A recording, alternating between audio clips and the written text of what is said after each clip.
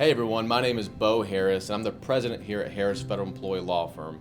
It's our goal as a company to provide as much information as possible to federal employees and also represent them so they get the benefits that they deserve.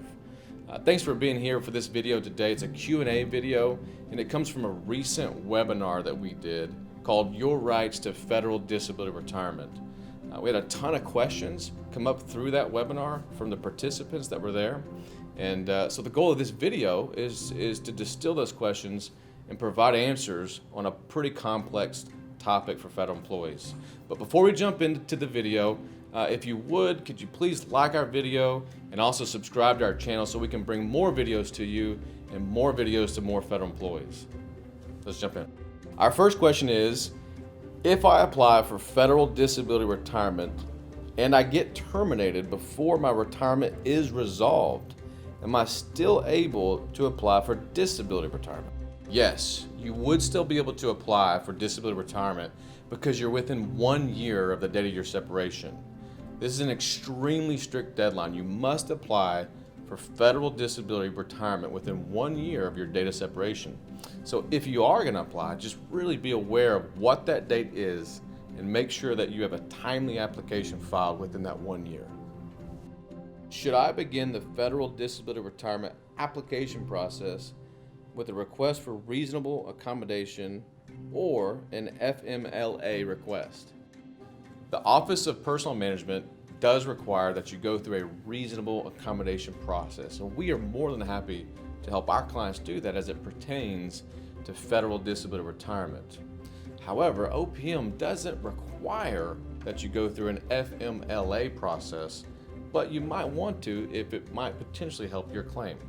If you have questions about this still, because I know it's confusing, call our office. We can help you walk through it and find the right choice for you. Okay, so the next question is, does a federal employee continue to accrue years of service while waiting for approval of federal disability retirement? So the simple answer is if you're still working, yes, you're going to continue to accrue additional years of service towards your retirement. One of the scenarios that might come up is if you're on LWOP, leave without pay status.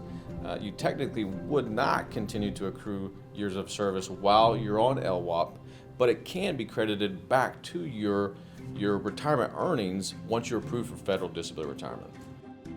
So the next question is about workers' compensation. Will my years on OWCP Federal Workers Compensation prior to receiving federal disability retirement count as credible years of service? Yes, and once you're approved for federal disability retirement and switch over to it, all the years that you were on federal workers' compensation will actually count retroactively back as credible years of service. And the last question that we're going to cover is, does applying for Social Security disability play a role in the determination of my federal disability retirement? So to apply for federal disability retirement, you're gonna have to also apply for Social Security disability. That's a given. You're not required to be approved for Social Security disability. At the end of the day, you really just have to show a receipt that you have applied and made that application.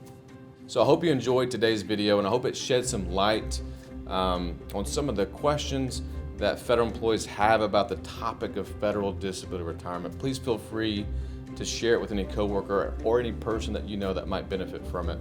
Also, please check out the description below. It's got a link to more resources on our website that go to even more depth about this particular topic. So thanks for being here and thanks for watching. Look forward to seeing you next time.